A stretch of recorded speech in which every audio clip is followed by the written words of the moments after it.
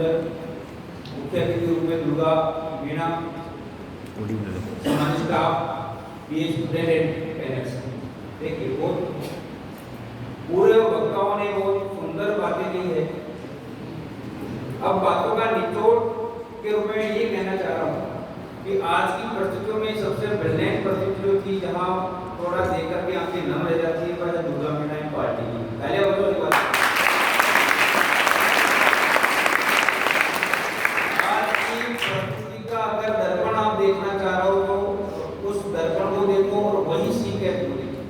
अभी न तो शिक्षा की कमी है, न अधिकारों को कम किया जा रहा है, सब कुछ मौलिक मूलभूत आवश्यकता होती है वो सब कुछ आपके पास है, लेकिन अब जो ज्वलन समस्या इस नाटक के माध्यम से देखने को मिली है, उन ज्वलन समस्याएं आगे नहीं हो उस चीज को इंगित करना आप। इसीलिए इस प्रोग्राम को तहत आपको पता हो बीच में कोई प्रोग्राम भी चलाए गए थे, यहाँ तक कि आपको ऐप के माध्यम से भी बताया गया था कि कहीं पर भी कोई समस्या हो जाए तो एक ऐप डाउनलोड करो, उसके माध्यम से तुरंत प्रभाव से आपको हेल्प होती जाती है। जो भी है नॉलेज रखा को हर जगह बहुत जरूरी है कि हमें जितनी जानकारी हो सके अपडेट रहा करो।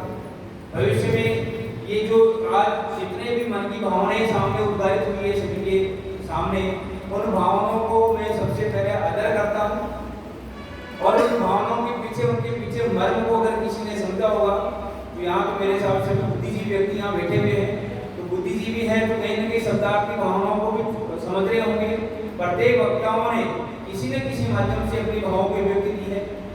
अब हो सकता है कि आपने किसी वे में उसको लिया हो, लेकिन यहाँ जो वक्ता कहीं न कहीं अपनी बातों को प्रस्तुत कर रहा है तो कहीं न कहीं अपने विचार अपने गुण कहीं न कहीं भावनाओं को रखा होगा और उन भावनाओं की जो ज्वलन समस्या उस समय की थी, उन समस्याओं को आपके सामने उकेरा है। लेकिन कोशिश करें हम उतनी समस्या नहीं रही है, लेकिन फिर भी कुछ ज्वलन समस्याएं हैं, उन समस्याओं का निराकरण करने के लिए आपको सजग रहने की जरूरत है, चाहे बॉयज हो चाहे गर्ल्स हो।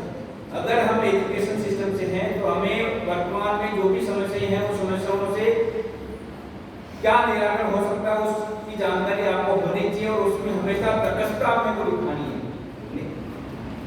कोई भी समस्या कहीं पर भी किसी भी समय क्रिएट हो सकती है, किसी के भी साथ हो सकती है। अखबार के माध्यम से, नवाचारों के माध्यम से हम दैनिक गतिविधियां हम उस पता लगाते हैं कि आज यहाँ घटनाएं घटित हुई है, आज वहाँ वो उस समय घटनाएं, आज उस जगह पे ये घटनाएं क्यों हो रही है। कहीं न कहीं हम ही कहीं इसके दोषी हैं, पूरा समाज इसका दोषी है। तो इन्हें करें क्या? गवर्नमेंट प्लान बना रही है, नियम बना दिए, कानून में संशोधन कर दिए, फिर भी ये समस्या जैसी तस बनी हुई है तो कहीं न कहीं समाज दोषी इसका।